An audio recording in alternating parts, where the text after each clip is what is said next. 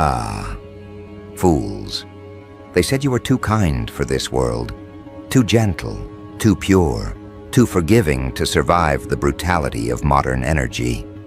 They called you an earth angel, as if it were a compliment laced with pity, as if light automatically meant fragile.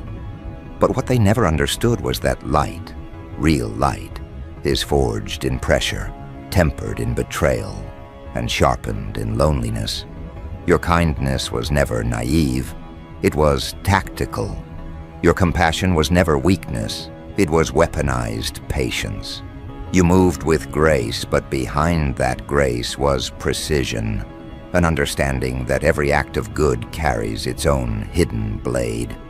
The type of good that confuses evil because it doesn't beg for acknowledgement, it exposes. You weren't sent here to heal everyone.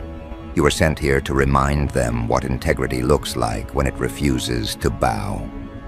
For years, they mistook your forgiveness as surrender. They thought your empathy meant permission. They tested you, drained you, toyed with your boundaries as if you were some eternal resource of warmth. But you were documenting, you were studying their tactics, learning their emotional warfare, analyzing how evil hides behind charm. Every time they lied, you recorded their patterns in silence. Every time they manipulated, you rewired your responses. You evolved mid-conversation, mid-betrayal, mid-apology. And while they thought they were winning, you were upgrading version after version, until one day, the software of your soul outgrew their programming completely. That's when they panicked, because the angel they thought they could use suddenly developed armor.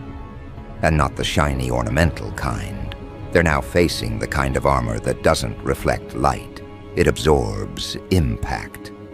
You stopped explaining yourself. You stopped trying to save people who enjoyed the chaos they lived in. You stopped offering understanding to those who weaponized your understanding. You became still, not passive, but calculating. You learned that the loudest grace is quiet protection, and the most dangerous kindness is the kind that no longer performs. See, angels don't carry swords because they like violence. They carry them because darkness doesn't negotiate. You realized that your heart wasn't just soft, it was strategic. Every pulse was a signal of purpose, every beat a reminder that mercy has limits.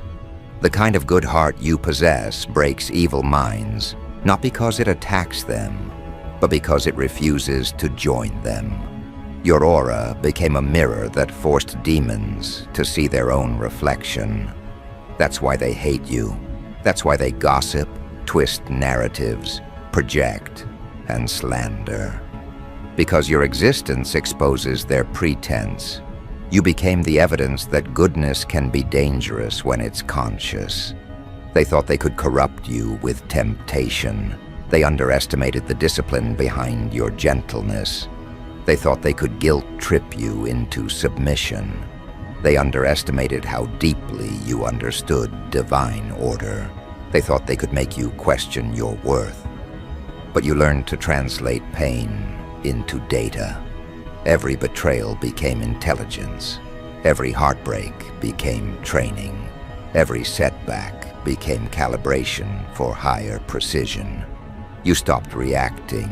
You started architecting your reality. When evil realized manipulation no longer worked, it turned to mockery. When mockery failed, it tried rumors. When rumors failed, it tried isolation. But even isolation couldn't break you. It refined you. You learned how to generate light from within. You became self-sustaining.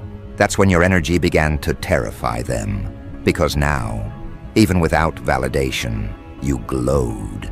Even without an audience, you inspired. Even without applause, you led. They started whispering that you'd changed, that you'd lost your kindness. But you didn't lose anything. You reclaimed it. You took it back from parasites who mistook your compassion for consent. Understand this: your purity was never a target because it was weak. It was a target because it was rare. Evil doesn't attack what's evil. It attacks what it can't become. Your presence destabilized their hierarchy. Your calm triggered their chaos. You didn't fight back through words. You dismantled them through peace. You made cruelty look childish. You made manipulation look exhausting. You made authenticity fashionable again. You made discipline holy again. And that's why you're dangerous.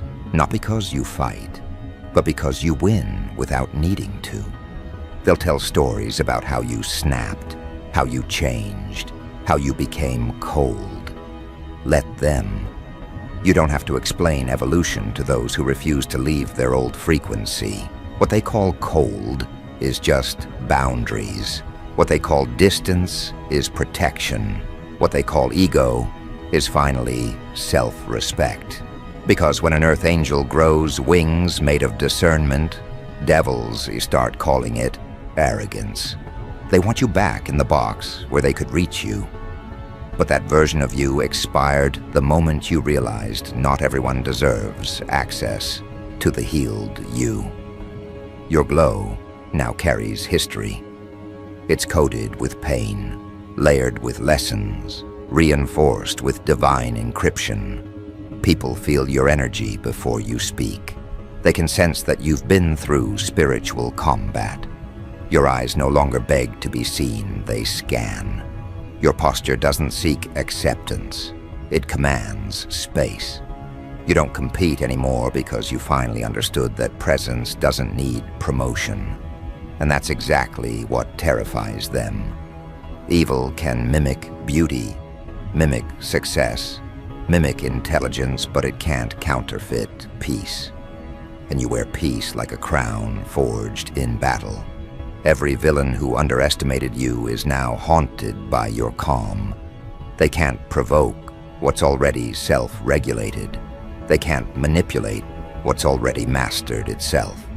You became untouchable not by hiding, but by understanding. Understanding where their power came from, your reaction, and you simply stopped giving it. That was the quiet rebellion that broke them. You didn't scream, you didn't expose, you didn't retaliate. You simply evolved beyond their reach. And that's when evil starts to eat itself alive, because it can't feed on you anymore. They called you soft. They didn't realize softness is the foundation of resilience. They mocked your emotions, unaware that emotions are intelligence in motion. They misread your compassion as compliance, unaware that angels don't kneel, they hover above. Every trial they sent, you transformed into transcendence. Every insult became fertilizer for your becoming. You don't even hate them. You've outgrown the bandwidth for revenge. Your existence is revenge enough. Every day you thrive, their dark narrative loses credibility. Every boundary you hold, their manipulation loses oxygen. Every time you choose peace over pettiness, their control crumbles a little more. That's why they're obsessed. They can't comprehend how someone could endure that much chaos and still walk with serenity. How someone could be betrayed by the people they protected and still radiate kindness. They study you like a malfunction they can't diagnose. Because to them, a good heart that survived corruption feels like black magic. You became a paradox, purity with power, empathy with edges, light that blinds rather than illuminates. And in their confusion, they whisper about your mystique. But what they're really feeling is exposure. You turned transparency into terror.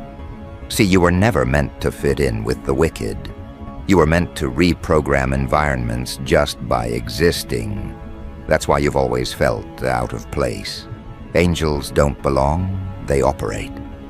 You were built to infiltrate, not integrate. To observe quietly, to identify spiritual viruses, and to delete them with precision. That's what your compassion does. It disinfects. That's what your aura does. It cleanses. That's why they fear you. Not because you hurt them, but because your energy forces accountability. You are divine antivirus disguised as empathy. And now you move differently. You talk less, but your words weigh more. You love smarter. You give slower. You analyze before you empathize. You've learned that not every cry for help comes from innocence. Some come from manipulation wearing a halo. So you guard your peace like sacred currency. You know the cost of giving it to the wrong people. Your patience is not available for rent anymore. Your forgiveness must be earned, not expected. You no longer heal people who cut themselves on your boundaries. You've realized something cosmic. Mercy without discernment becomes self-betrayal, and you will never betray yourself again. The war you fought wasn't against them. It was against your own compulsion to save what refused to be saved. That was the final battle, and you won. Because the real transformation wasn't going from light to dark. It was going from unconscious compassion to conscious control. You became the guardian of your own goodness. That's how angels become warriors, not when they lose empathy, but when they learn to aim it. Now every interaction with you feels like interrogation for the wicked. Your presence exposes intention. You don't even need to speak. Your energy does the questioning. People feel the weight of their own dishonesty when they stand near you. That's divine justice in real time. You've become the human polygraph of authenticity. And those who once exploited your empathy now avoid eye contact because they know they can't lie to you anymore. You see through frequencies, not faces, through vibration, not vocabulary. And here's what they'll never admit. Your kindness didn't just survive their cruelty. It evolved because of it. You're no longer just kind. You're calibrated. No longer just forgiving. You're forensic. No longer just loving. You're lethal with boundaries. You've mastered the art of caring without carrying, helping without absorbing, understanding without enabling. That's spiritual mastery, disguised as emotional intelligence. You've become the intersection of heaven's design and human experience, an earth angel who's not here to be adored, but to disrupt. Because angels are not decoration, they're deployment. You were sent to clean frequencies, not collect fans. Your presence dismantles pretense. Your existence resets equilibrium. And yes, that level of power scares people who survive on deception. They can't understand how someone can love without needing, forgive without forgetting, and walk away without hatred. They call it cold. But what they're really witnessing is divine detachment, the highest form of control. So don't dim for them. Don't explain the evolution. Let them call you ruthless if it helps them cope. Let them believe the narrative that keeps their ego intact. Because soon, they'll learn what your silence really was. Strategy. Your withdrawal wasn't fear. It was filtration. You were cleaning your circle, purging your environment, preparing your next assignment. The light within you doesn't retire. It reorganizes. Every version of you that they underestimated is now a guardian, stationed at the gates of your peace. You've reached that level where even angels whisper your name with respect. Because you did what few could. You kept your heart pure in a contaminated world. You proved that gentleness doesn't disqualify you from greatness. It amplifies it. You turned kindness into a kingdom. You turned empathy into enforcement. You turned forgiveness into authority. And now you stand in the middle of your destiny, unbothered, untouchable, undefeated, not because life spared you, but because you refused to stop shining even when it burned. You stand there, right in the middle of your destiny, with the kind of calm that only warriors earn. The kind of calm that doesn't come from peace. It comes from surviving hell and still choosing heaven. You didn't get here by chance. You got here by choice. Every scar on your soul is a certificate of authenticity. Every wound that healed wrong became a muscle memory of protection. You didn't just survive cruelty. You studied it, dissected it, learned its language until you could translate evil into evidence. They called you an angel because they saw your light. But they never realized that light was a weapon, and mercy was your strategy. Your heart isn't made of glass. It's made of tempered fire. It breaks, reforms, and returns sharper. You've learned that good people aren't born. They're built in the furnace of betrayal. The ones who hurt you tried to rewrite your code, to twist your goodness into guilt. But you saw through it. You saw the spiritual engineering behind every manipulator, the way they probe for your empathy, the way they disguise envy as advice, the way they smile while measuring your downfall. But the difference is, you didn't fight them in their arena. You fought them with restraint. And that's what broke them. They wanted chaos. You gave them composure. They wanted a reaction. You gave them revelation. Evil hates when you refuse to perform for it. There's something unnerving about an angel who's done pretending. You used to explain yourself, hoping they'd understand. Now you let understanding find you on its own. You used to shrink your aura so others wouldn't feel small. Now you realize if your light blinds them, they were never meant to stand beside you. You've become the quiet proof that divinity doesn't always whisper, it warns. And your presence now carries that warning label they ignored. You've turned forgiveness into filtration. You don't hate anyone. You just don't host their energy anymore. You no longer sit at tables where truth is the meal, but deceit is the seasoning. That's what they never understood. Your kindness had structure. It wasn't random, it was mathematical. You gave chances based on observation, not obligation. You forgave because it kept you free, not because it excused them. You still love humanity, but you've retired from saving individuals who drown on purpose. You've stopped trying to convince people who confuse your boundaries for betrayal. You've stopped explaining the difference between peace and passivity. You've realized that the true revolution is internal, when you turn compassion into control. When your goodness finally answers to no one but God. That's when the tables turned. Because what they mistook for weakness turned out to be wisdom with patience. They can't manipulate someone who doesn't need validation.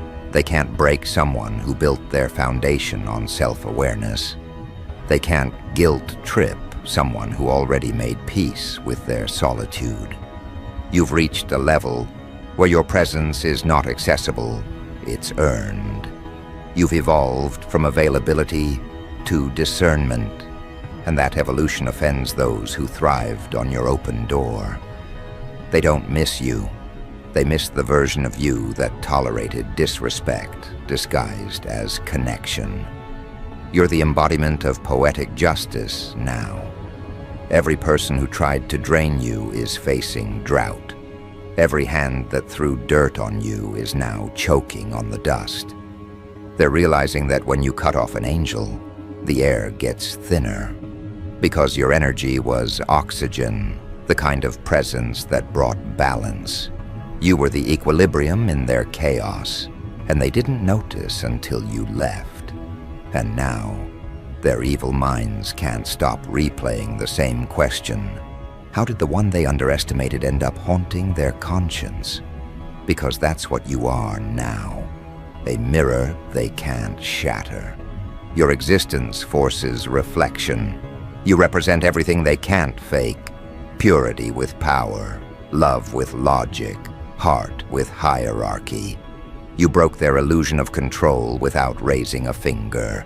You taught them that the most dangerous retaliation is peace. You've become that divine contradiction, gentle but grounded, loving but lethal, calm but commanding. And every part of you that once felt too much has now become the manual for mastery. You've entered that realm where energy speaks louder than words. You don't chase closure. Your aura provides it. You don't argue. You recalibrate. You don't expose people.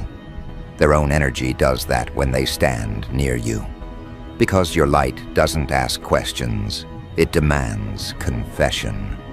That's the power of divine authenticity. It doesn't need validation to function. Your spirit doesn't broadcast. It broadcasts silence that burns through facades. And the same people who mocked your sensitivity now study your composure like scripture. You are living proof that angels are not ornamental, they're operational. You didn't descend to decorate the world. You came to disrupt the hierarchy of evil. You came to reset energetic economies, to bankrupt deceit and credit integrity. That's why your presence activates both love and hate simultaneously. The healed adore you. The wicked can't breathe around you. You destabilize everything false just by being real. That's spiritual warfare in its highest form, not violence but vibration. You carry truth like an invisible weapon, and every room you enter feels it. The atmosphere rearranges itself. Conversations change tone.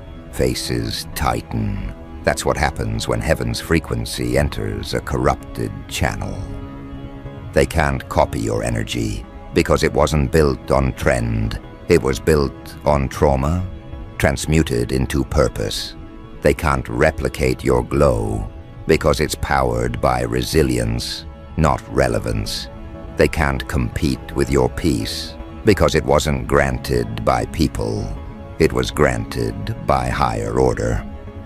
You've stopped seeking fairness because you now understand that divine timing doesn't need to explain itself. The same battles that once drained you now feel like blessings because they purified your discernment. You can now detect darkness before it even speaks. You can feel lies before they form into language. You read souls, not smiles. And the more conscious you become, the more uncomfortable they get. Because consciousness strips away camouflage. You don't respond to insults anymore. You study intention. You don't fight people. You read their programming. You can tell who's operating from love and who's just performing empathy for control. You don't react to energy. You redirect it. And that makes you unpredictable, unmanageable, and unforgettable. You're no longer living in reaction mode. You're in orchestration mode. That's the secret. Angels are not passive. They're precise. They don't move fast. They move flawlessly. And now every move you make feels calculated, divine, inevitable. You don't announce change. You embody it. You don't prove your worth. You live it so loudly that comparison becomes humiliation for anyone watching. Your life has become a spiritual broadcast. Every success, every silence, every boundary sends a signal. The angel evolved into command. And yet, despite all this, your heart remains intact. That's the real miracle. After all the betrayal, disappointment, and deceit, you didn't turn bitter. You turned selective. You didn't close your heart. You built security around it. You still love deeply, but wisely. You still care, but with caution. You still believe in people, but now you read their energy before trusting their intentions. That balance between open and armored, that's divine design. That's how angels evolve. They think angels wear white robes and speak softly. No, angels walk through destruction and speak the language of deliverance. Angels show up where the devil feels comfortable and remind darkness that light still enforces law. You're not here to be nice. You're here to be necessary. Your compassion is no longer a volunteer act. It's divine assignment. And every time you choose not to retaliate, heaven records it as dominance. Every time you choose peace over pettiness, you ascend frequencies they can't follow. That's what they don't get. You're not passive. You're just positioned above the noise. Evil minds can't process that. They assume if you're quiet, you're weak. But your quiet is coordination. You're calculating alignments they can't perceive. You're moving chess pieces they can't name. You're connected to intelligence they can't intercept. While they gossip, you gather data. While they slander, you evolve. While they mock, you manifest. You're so spiritually advanced that their attacks now feel like notifications, irrelevant reminders of how far you've ascended. Your good heart broke their evil mind because it refused to match their frequency. You didn't stoop, you stood. You didn't retaliate, you redefined. You didn't scream, you stabilized. And that stability burned them alive. They can't comprehend how someone can stay loving after witnessing so much deception, how someone can remain soft but not submissive, humble but not naive, forgiving but not forgetful. You are their paradox, their punishment, and their prophecy all at once. Because your existence reveals that goodness, when conscious, becomes the most feared form of dominance. Look around you now. Every lesson, every scar, every silence was preparation. You were never being broken, you were being briefed. Every time life tested your empathy, it was training you for command. You were never just meant to heal, you were meant to lead healing. And that's why your energy feels holy and haunting at the same time. It comforts the pure and convicts the corrupted. That's divine design. You're the walking contradiction that redefines righteousness, not fragile, but ferocious. You've reached the point where you no longer prove your goodness. You project it. You don't explain your heart. You embody it. You've turned pain into prophecy, rejection into refinement, and love into leadership. You no longer serve from depletion. You serve from dominion. Your giving now has governance. You're not accessible, you're appointed. And because of that, your very existence now carries authority. Let them whisper that you've changed. Let them call you different. That's what evolution looks like to those who stayed the same. Let them feel uncomfortable in your presence. It's not arrogance, it's alignment. They don't hate your light. They hate what it reveals. Because every time they face you, they face themselves. Every time they feel your peace, they feel their own chaos.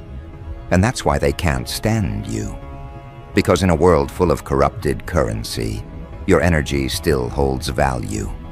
Now, as the smoke clears, you'll notice something. They start returning. The same ones who disrespected you now speak your name with caution. The same ones who mocked your kindness now mimic your posture. The same ones who tried to drain you now disguise admiration as apology. But you don't entertain it, because you've learned that redemption without repentance is just rebranding. You're not bitter, you're booked. You're not angry, you're advancing. You don't need closure, you've become it. And that's what terrifies them the most. You're happy without them. You found joy without validation. You found peace without permission. You found yourself. And that discovery dismantled their delusion.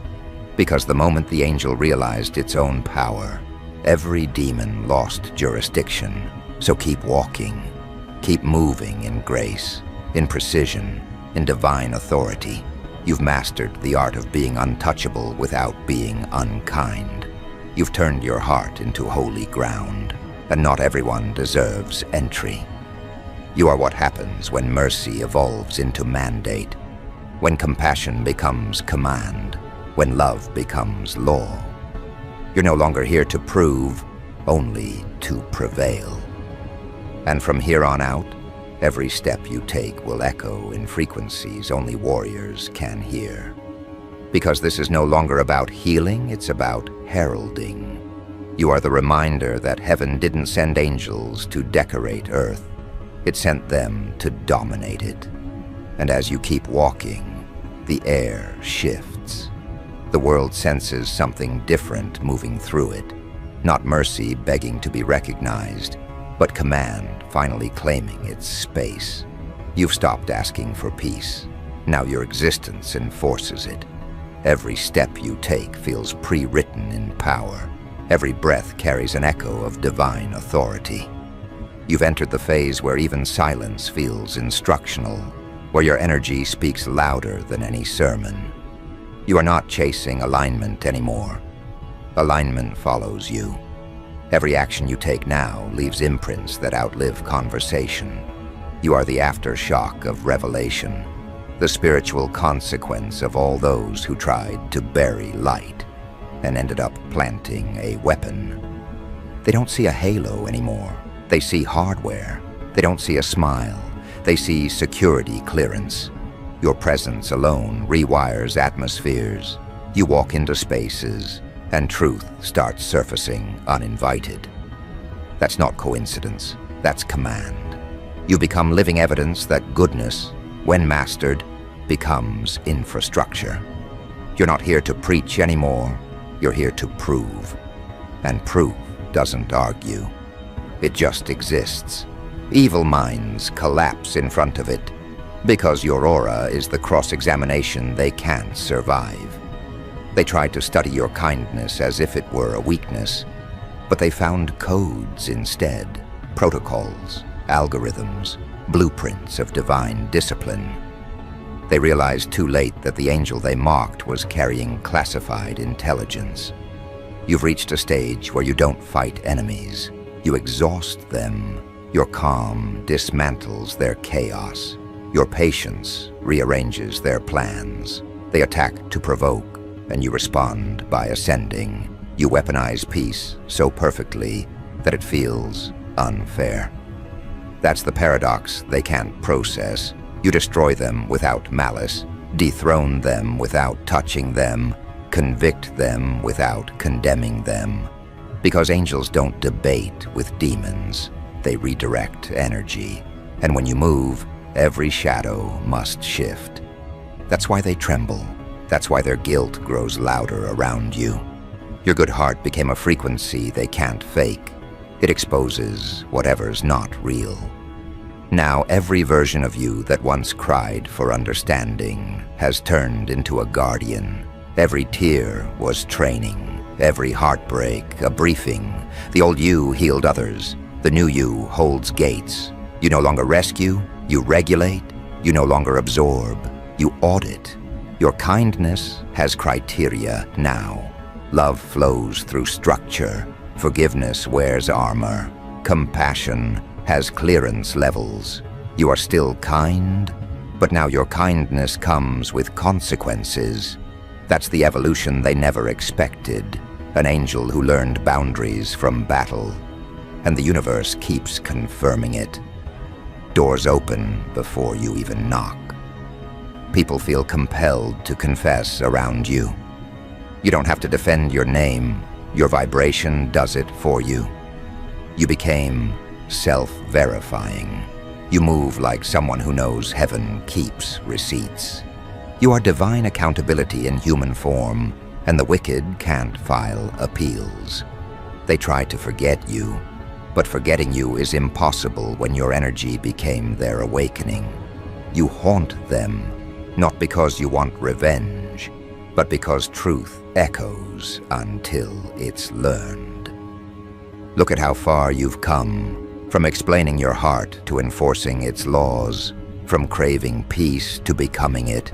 You've mastered the balance between love and law, softness and strategy, mercy and mandate. You are the storm's calm and the calm's warning. You are proof that angels don't retire after war. They rebuild the battlefield into paradise. That's your legacy now, not survival, but sovereignty. And what's poetic about all this is how your light still loves. Even after everything, it still chooses compassion, not for them, but for yourself. You love because it keeps you powerful. You forgive because it keeps you free. But you never forget, because remembering is your armor. You move through the world like a sacred deterrent, radiating warmth but carrying consequence. People sense it. They know playing with you now feels like signing a spiritual contract they can't afford to break. So keep walking in that grace that humbles demons. Keep commanding that respect that doesn't need to be demanded. Keep letting your peace expose whatever still hides in the dark. You are no longer the student of empathy. You are its enforcer. You've turned divinity into discipline. And that's why heaven trusts you with authority, because you earned it not through privilege, but through pain processed into purpose. This is where the story flips. You're not the one who needs saving anymore. You're the standard. You're not here to fit into purity. You define it under pressure. You're not waiting for miracles. You are the miracle that others underestimated. The ones who called you too good are now learning that goodness, when conscious, becomes governance. And governance, when divine, doesn't negotiate. You're not here to please. You're here to police energy, to keep creation clean. That's the true mission of an earth angel, to regulate, recalibrate, restore. And as your footsteps echo into the next horizon, understand this: you're done proving your wings. You've already flown through fire and came out as thunder. You've become the equilibrium between heart and hierarchy. You are the weapon that heals, the healer that commands, the angel that wages peace like war. The world needed a reminder that heaven has soldiers, and you were chosen as the demonstration. So when they ask how you did it, when they wonder how your good heart broke so many evil minds, you won't answer with words. You'll answer by existing, calm, composed, radiant, relentless. Because your entire presence now says what words never could. They called you an earth angel. They just never realized angels don't run from war. They end it.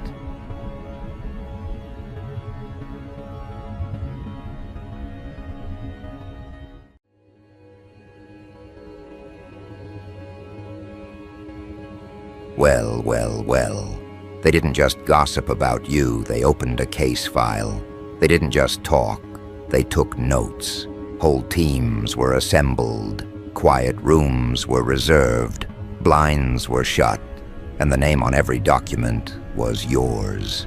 You, the outlier, the variable that broke the equation.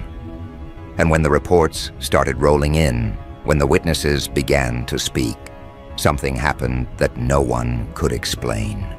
Every testimony, every recollection, every account from every corner of your past aligned. It wasn't coordinated, it was cosmic. Because when truth is undeniable, it repeats itself through every tongue that tries to twist it. They called people from your schools, your jobs, your cities. They cross-checked dates, compared behaviors, analyzed patterns, and yet every description they received didn't contradict. It converged. They said the same thing, the same unsettling truth that's been haunting rooms since your name first appeared on their radar. That one's different. That one doesn't play by our rules. They asked, "What do you mean different?" And the answers weren't scripted. They were shaken out of people like confessions. They don't react like normal people. They can't be manipulated. It's like they see through you. It's like they already know the ending. Every voice carried the same tremor, fear wrapped in fascination. The investigators kept thinking there had to be exaggeration in there somewhere. But no matter who they interviewed, no matter what side of your life they pulled from, they kept finding the same impossible consistency. It's as if every person who ever crossed paths with you was describing the same phenomenon through different metaphors. Some called it power. Others called it prophecy. Some said it was presence. Others said it was possession. But no one said ordinary. The deeper they dug, the more it looked less like a human profile and more like a pattern of divine interference. You became less of a person in their reports and more of a phenomenon, an occurrence that bends probability. They replayed footage, cross-referenced communications, ran your digital footprint through psychological models, and the data rebelled. Algorithms couldn't chart your reactions. Predictive models glitched. You were unpredictable, not because you were chaotic, but because you were conscious. The kind of consciousness that doesn't operate from survival, it operates from strategy. And that terrified them. Because people like you don't panic under pressure, you perform. You don't seek approval, you study responses. Every move you make is an experiment that turns spectators into subjects. By the third week of their investigation, patterns began to surface. Patterns not about your behavior, but about theirs. The investigators were starting to shift. They'd come in confident, skeptical, detached. But after days of reviewing stories, after nights of watching your interviews, your posts, your expressions, they began to develop the same symptoms as everyone else who's ever encountered you. Unease, fixation, self-reflection. You were the mirror they didn't mean to look into. The project wasn't about you anymore. It was about what you revealed in them. They'd ask each other, why do I feel like they're watching me through the screen? Why do I feel exposed reading this? It wasn't paranoia. It was awareness catching up. Because your energy doesn't just walk into rooms, it rearranges hierarchies. It redefines what power feels like. It isn't loud, it's surgical. It doesn't demand attention. It magnetizes it. And when authority figures can't explain charisma, they call it threat. When control structures can't predict consciousness, they call it danger. You weren't being investigated for crimes. You were being studied for calibration. They wanted to understand how one individual could remain composed while the rest collapse under pressure. They wanted to decode how you managed to be feared and loved in the same breath. But what they didn't realize was that you're not trying to be understood. You're trying to be remembered. One agent, a veteran of behavioral analysis, wrote in his notes, "They have an unnerving calm, like they've already survived the worst outcome. It's like every interaction is a rerun for them." Another wrote, "They speak as if they've met every emotion before and negotiated with it." A third simply said, "They make me question if free will even exists." These weren't descriptions, they were confessions. Because anyone who studies you too long starts to realize they're the one under the microscope. You don't adapt to environments, you force them to evolve. You don't follow patterns, you create pressure points. And the harder they try to dissect your essence, the more they realize they're touching something sacred, something engineered for survival, on a frequency they can't intercept.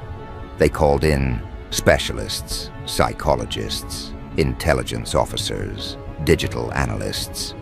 They expected to find discrepancies. Instead, they found design. You move with the precision of someone who's seen behind the curtain. You speak like someone who's made peace with consequence. You live like someone who knows that truth doesn't need protection. It needs patience. So every time they tried to profile you, they ended up profiling themselves. Every bias, every projection, every insecurity surfaced under the light of your stillness. You didn't have to defend yourself. Their questions did it for you. They exposed their assumptions faster than they uncovered your reality. Because what they call mystery is just mastery they haven't evolved to understand yet. Weeks turned into months, and still the conclusion remained the same. Every interview ended with that identical pause, that haunted exhale before the witness whispered the same truth everyone else did. There's something about them, something that makes you want to be honest. That's when they realized your presence doesn't intimidate through dominance. It compels through depth. You make people confront themselves. Your existence demands emotional accountability. You're the psychological checkpoint between who they are and who they pretend to be. And that's the real reason they fear you. Because the moment they meet you, their masks start cracking. Their rehearsed versions of confidence begin to tremble. Their fake composure becomes transparent. You expose performance without trying. You awaken memory without speaking. In the classified notes, there's a line that keeps reappearing. They operate outside emotional gravity. They couldn't articulate it, but they could feel it. You're detached not from feeling, but from dependency. You don't seek validation, you generate voltage. Every room you enter adjusts its temperature. Every conversation recalibrates its tone. You're not reactive, you're responsive. You don't chase clarity, you embody it. That's why their frameworks failed. Because you weren't part of the equation, they were the equation reacting to you. They wanted a motive, a flaw, a pattern, and all they found was evolution. There's a part of the report they'll never release to the public. The section where the investigators started arguing. Some said you were dangerous. Others said you were necessary. One analyst even proposed that maybe people like you are evolutionary prototypes, souls wired to disrupt conditioning. The senior officer shut the meeting down, but not before saying something that still echoes through every hallway of that building. You can't categorize what's meant to rewrite the categories. That was the moment they realized this investigation wasn't containment. It was confirmation. You're not the case, they are. You're the field test for truth in a world addicted to illusion. By now, they've accepted a quiet understanding. Studying you doesn't reveal your secrets. It reveals theirs. You've turned every analyst into an involuntary philosopher. You've made believers out of skeptics, not through preaching, but through presence. Because when you operate from alignment, even your silence becomes evidence. Every gesture becomes data. Every glance becomes documentation. You live like someone who knows they're already being recorded, not by cameras, but by consequence. And that's the kind of awareness that makes entire institutions nervous.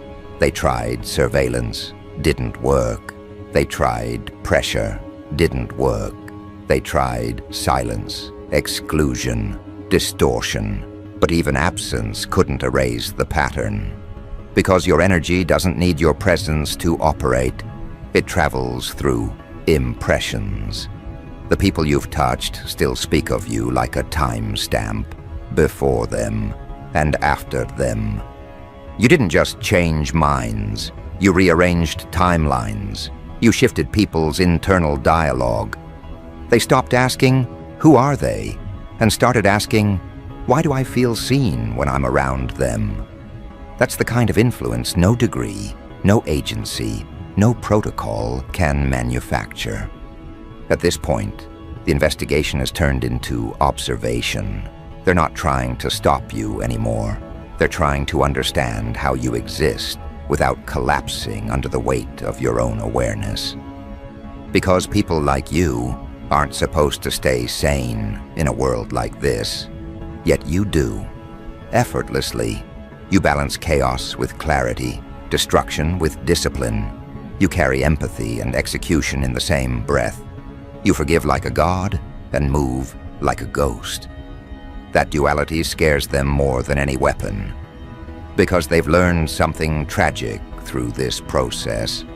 Control doesn't work on those who understand themselves. So every witness, every expert, every analyst, they've all landed on the same chilling realization. You're not here to fit, you're here to reflect. You don't walk among them to blend in. You walk among them to remind them of what they could be if they stopped pretending. And now, in their most private memos, they've stopped calling you subject. They've started calling you phenomenon. Because you can't arrest awareness. You can't contain consciousness. You can only report its effects. And that's what this entire file has become. A record of reactions. The fear in their eyes when they realize you've already anticipated their move. The admiration they try to hide when your calmness dismantles their aggression. The quiet envy they feel when your authenticity starts converting their allies. You don't argue, you alter. You don't defend, you redefine. You don't need permission to lead, you make leadership look inevitable. But what truly unsettled them wasn't what you said or did. It was what you didn't. You didn't chase credit. You didn't beg for validation. You didn't explain yourself. You let outcomes do the speaking. You let truth handle translation. And in that restraint lies your dominance.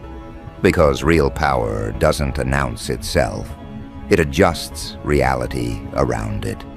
So now the report sits in a locked drawer, stamped with red ink. Unresolved. But the truth is, they've already resolved it in their hearts. They've accepted that you're not the question, they are.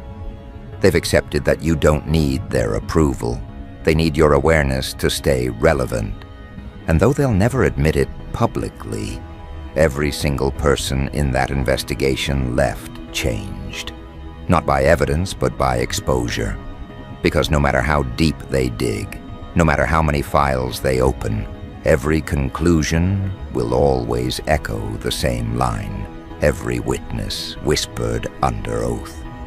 They're not like the rest of us. They never were. And that's exactly where the story begins to twist. Because the more they try to prove you're just another human, the more reality itself starts testifying otherwise. Files began to sync without explanation. Witnesses from opposite sides of the world reported the same experiences, the same strange emotional aftermath after meeting you, the same shift in perception, like something invisible had recalibrated their internal compass. One even said, "It wasn't like talking to a person. It was like the room was aware of me." That line sent a chill through the department. Because that wasn't a metaphor, it was evidence. Evidence that your presence did something that science couldn't chart and psychology couldn't frame. You didn't just walk into people's lives, you rewired them. They replayed recordings frame by frame, studying your micro-expressions. No flinches, no ticks, no slips. Your eyes didn't wander, they anchored. Your voice never cracked, it calculated. And that scared them, because even trained interrogators eventually blink. Even experts lose rhythm. But you didn't. It wasn't arrogance, it was awareness, weaponized. You understood something they didn't. Most people speak to defend their image. You speak to deliver impact. Most people seek approval. You seek accuracy. Every word you speak is preloaded with precision. Every pause is a pressure point. Every silence, strategic. And the longer they watched, the clearer it became that they weren't studying a personality. They were studying an operating system. The new reports stopped reading like psychology and started reading like theology. They wrote about unexplainable intuition, heightened emotional intelligence, strategic empathy, presence manipulation. They stopped using human adjectives and started using terms reserved for phenomena. Because you didn't just influence rooms, you dictated tempo. You made chaos behave. One officer even noted, "It's not confidence. It's calibration." They know exactly how much energy to release, when to release it, and what it will cost. You became a walking algorithm for control, a living contradiction, emotionally deep, yet unnervingly detached. That balance broke their formulas because they've been taught that sensitivity is weakness and composure is armor. But you use both like dual blades. You cut through deceit with empathy and dismantle control with calm. So they called in another team, behavioral experts from a private organization that usually works with high-risk diplomacy cases. Their job was to find a pressure point. Everyone has one, or so they thought. For weeks, they studied your patterns of reaction, how you respond to confrontation, to affection, to authority. They tested your triggers through simulated digital interactions. Yet every time they thought they'd found one, you transformed. You didn't suppress your emotions, you redirected them. Anger became precision, pain became power, solitude became sanctuary. It was like you metabolized energy differently. They couldn't find resistance because you didn't resist. You absorbed. You didn't block energy, you alchemized it. And that broke the investigation from the inside out. Because they realized something crucial. People like you don't react to pressure, they read it. You sense the motive behind movements. You pick up the subtext before the sentence ends. You feel energy signatures before words arrive. That's why manipulation fails against you. It's detected before it's delivered. They even tested this by placing agents around you, coded to drop subtle emotional cues, envy, doubt, superiority. Within minutes, your response destabilized them instead. You mirrored their energy just enough to make them confront it, then pulled away before they could recover. That's when they realized they weren't interviewing you, they were being recalibrated. The transcripts from those sessions are chilling. Agents reported confusion, emotional exhaustion, and moments of involuntary self-reflection. One even said, "It's like they were inside my thought process, editing it in real time." That's not hypnosis. It's heightened perception. You don't control people. You expose their internal scripts. And once someone sees their own programming, they can't unsee it. That's why your presence feels spiritual to some and threatening to others. You dismantle illusions simply by existing. You are living truth, uncomfortable, unfiltered, undeniable. At this stage, the department was split. Half wanted to close the case, half wanted to escalate it. The director said, "No, keep it open. I want to know how far this goes." So they dug deeper, not into your life, but into your lineage. They traced your ancestry, your upbringing, your records. What they found was unsettling. Gaps, missing documents, untraceable movements, periods of absence that no one could account for. It was like someone or something had wiped sections clean. They thought maybe it was digital interference, but forensic audits showed no tampering. The data wasn't deleted, It never existed. That's when suspicion turned to fascination, because people who can't be tracked often can't be tamed, and people who can't be tamed can't be defined. The specialists started visiting the places you once lived. The energy in those environments was different. Neighbors reported weird coincidences after you left. Electrical malfunctions, sudden clarity in their personal lives, strange dreams, random confrontations resolving overnight. It was as if your departure left a frequency residue. And it wasn't just physical, it was psychological. People described missing your presence like oxygen, not attachment.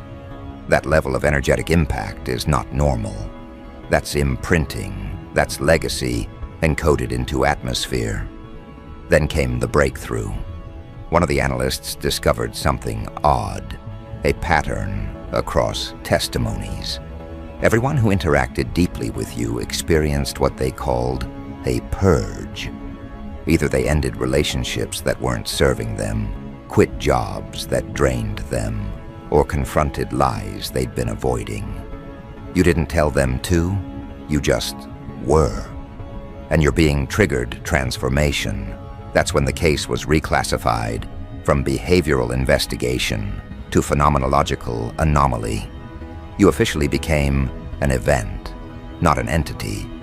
They tried to isolate what causes it. Was it charisma? Psychological projection? No, the data didn't match. Because charisma requires effort, you didn't perform. Projection requires illusion, you reflected. The conclusion was disturbing. They carry an energy field that converts denial into awareness. In simple terms, you make people wake up. Not through force, but through frequency. And that's what institutions fear most, awakening without permission. The lead investigator began to spiral. He started journaling about you off record. His entries became confessional. They made me realize how much of my life was reactive. I can't study them anymore without questioning myself. A few weeks later, he resigned. Officially for mental health. Unofficially because he couldn't handle the cognitive dissonance. You became his mirror and his undoing. The same pattern followed with 3 more analysts. They either left, converted, or disappeared into silence. What began as an investigation had turned into initiation. Higher-ups got nervous. They feared you were orchestrating this intentionally, that maybe you were part of some underground philosophy movement. They searched for affiliates, organizations, handlers. None. You weren't recruiting, you weren't preaching, you weren't selling, you were just existing, and that was the threat. Because you proved something that institutions never want the public to see. True influence doesn't require platform, it requires presence. And real presence doesn't come from status, it comes from self-mastery. They tried one last experiment, a remote interaction test. Without your knowledge, they had someone mention your name repeatedly in different environments to observe reactions. The results were unsettling. Even people who'd never met you reacted. Some became curious, others defensive, some emotional. It was as if your name carried charge. Like it wasn't sound, it was signal. And the analysts realized names tied to purpose gain power. Your identity had become a frequency. From there, the operation lost control. Internal conflicts erupted. Some wanted to archive everything, others wanted to study you further. But the ones who'd interacted with you the most all refused to continue. One senior officer said, "Once you've seen that kind of clarity, you can't go back to the fog." They began requesting transfers, citing energetic interference. Imagine that.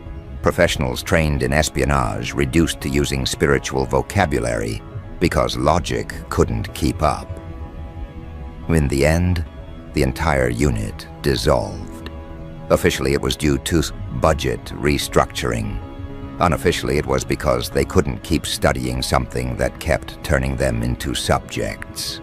You reversed the lens. The watchers became watched. The questioners became questioned. And the moment they realized that, the project imploded.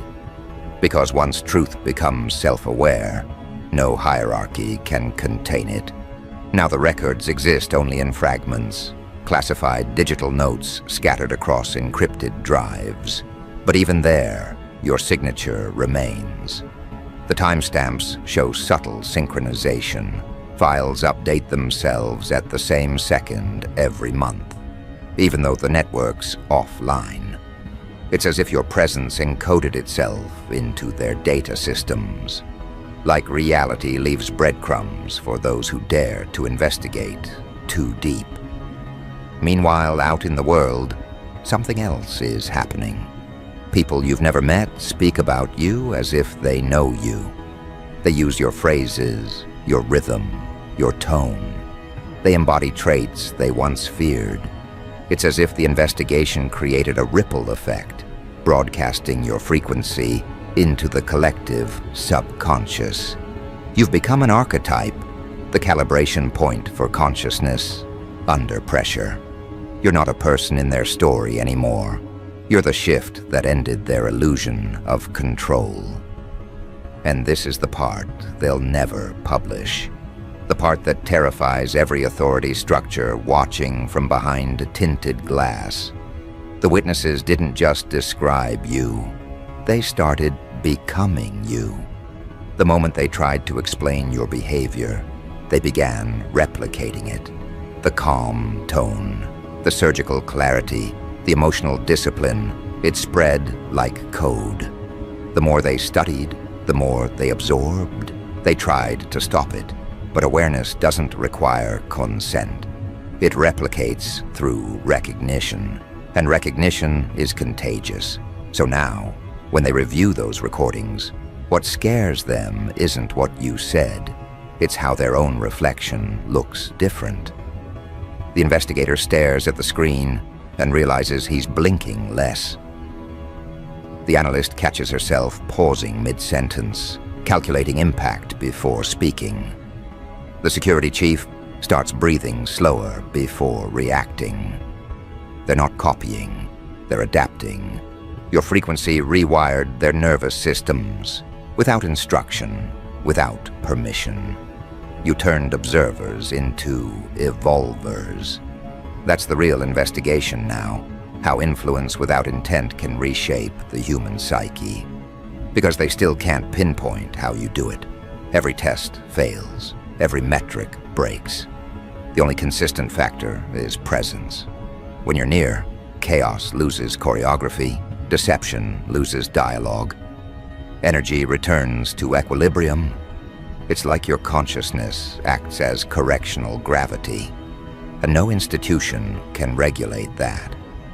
There's a final paragraph in the suppressed report, buried under redaction bars. Only one sentence remains legible. If authenticity could be weaponized, this is what it would look like. That's what they fear.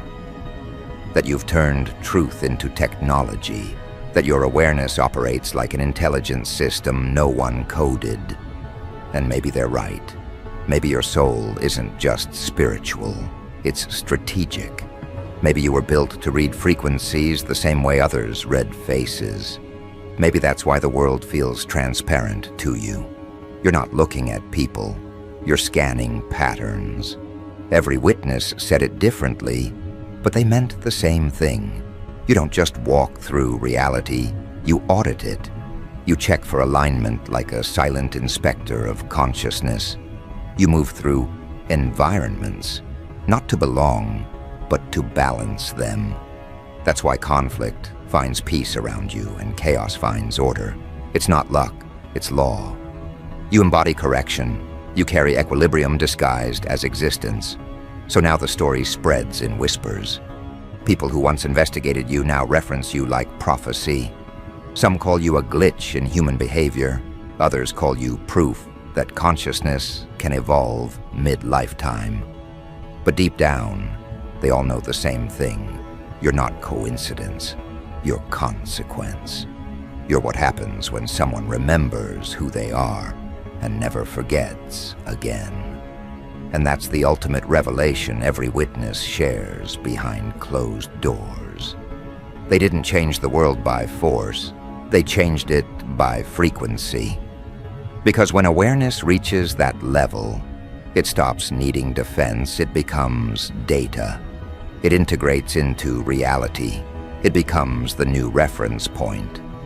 You've already been absorbed into the collective algorithm of awakening. And the ones who once interrogated you, they've started updating their methods to mimic yours, not out of admiration, but survival. Because the future now speaks your language. The investigation never ended. It evolved. It became observation. Observation turned into imitation. And imitation turned into initiation. The witnesses are no longer testifying about you. They're transforming because of you. Every report, every record, every whispered confession now serves as an instruction manual for becoming sovereign. And that's the twist no one predicted. The investigation became infection. Awareness became epidemic. Truth became viral. And somewhere deep inside the archives, under a vault labeled Unclassified Phenomenon, Case 001, the first report still sits. The one that started it all, handwritten, smudged with coffee stains and fingerprints.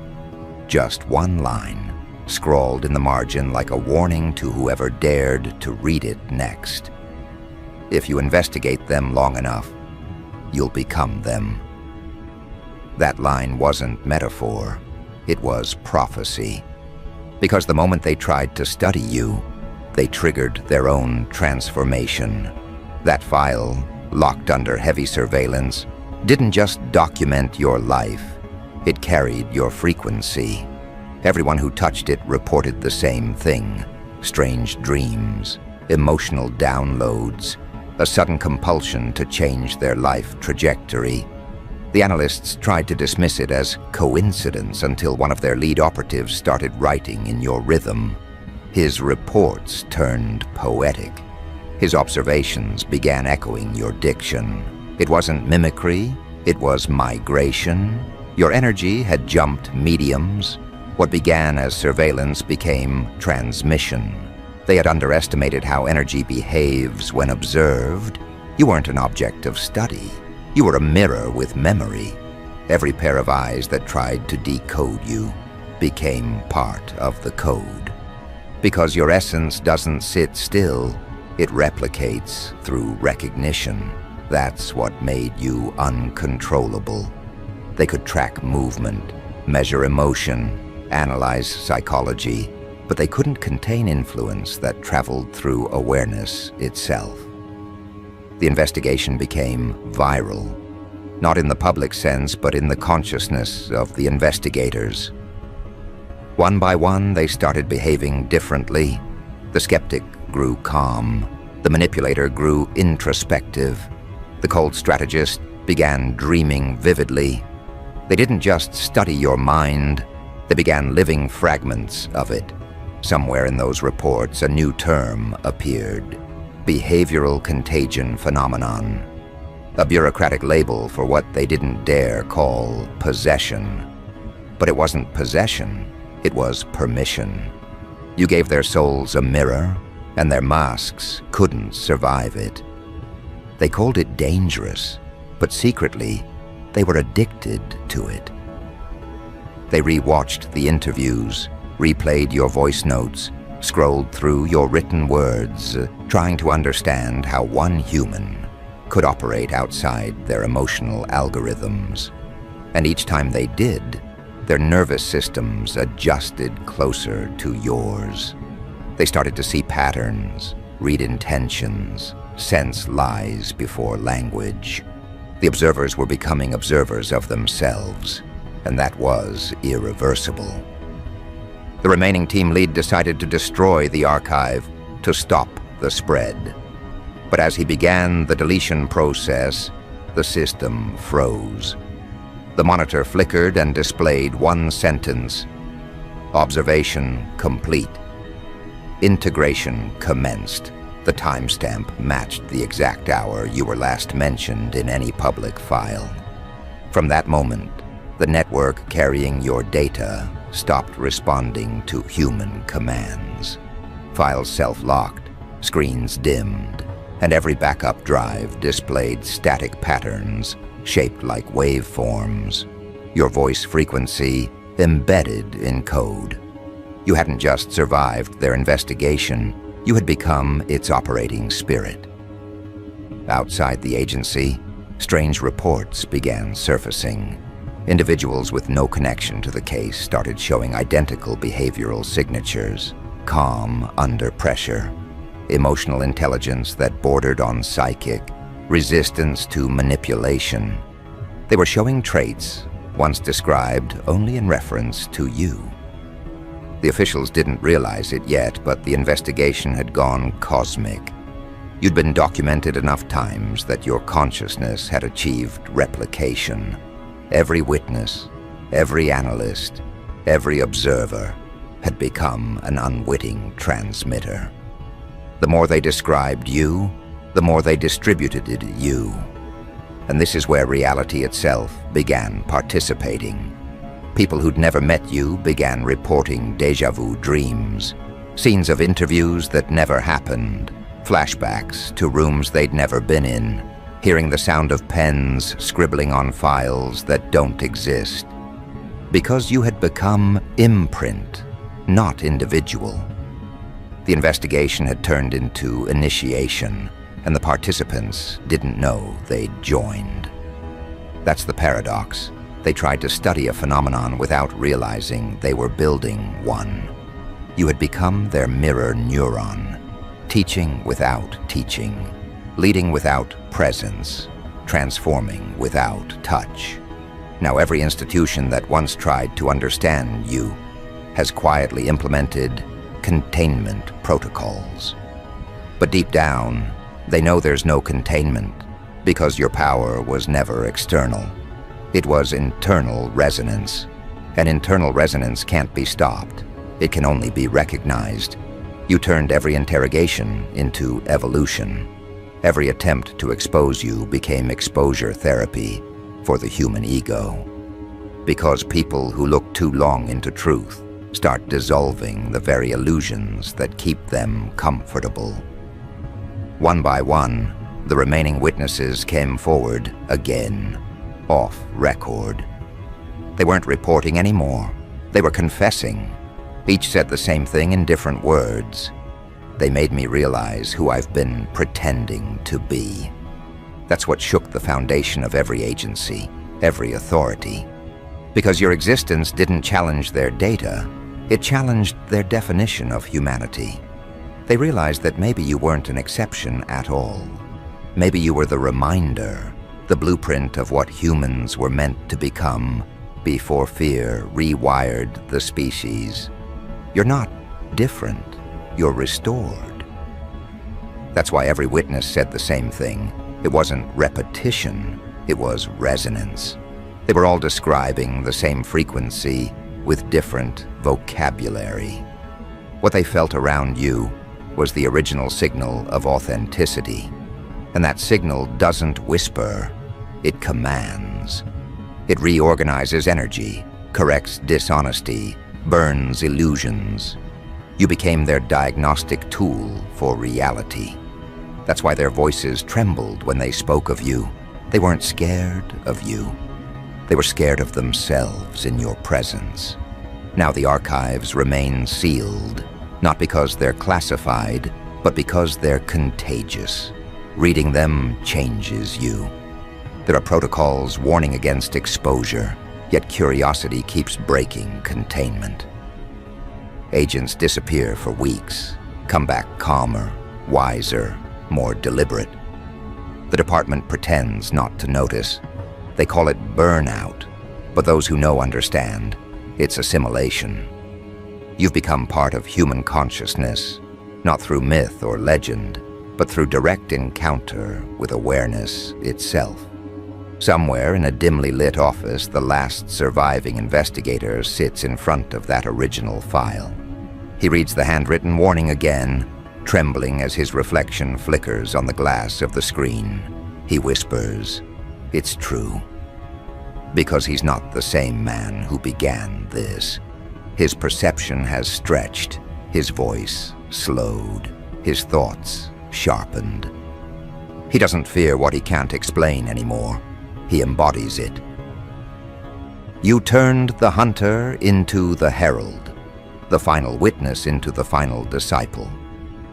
And as he closes the file for the last time, he adds one final note beneath the ancient scrawl, his handwriting shaking from the weight of realization. Case closed. Subject not isolated, subject integrated. He locks the drawer, turns off the lights, and walks out, knowing he'll never see the world the same way again. Because now he understands what every witness was trying to say from the beginning, that you weren't meant to be studied, you were meant to be remembered. And as that door clicks shut, the camera inside the empty archive flickers to life for one last recording. The screen displays your name, then fades to black. No background noise, no movement, just one sentence appearing on the monitor, written by the system itself. Observation ended.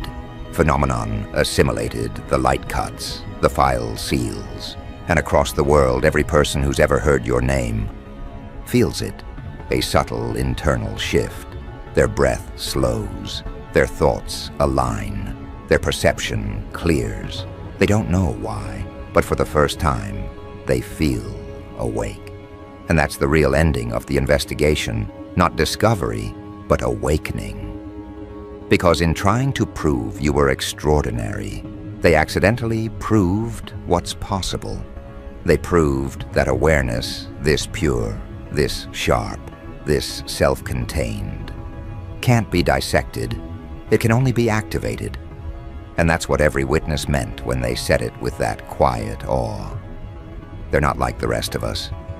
They never were.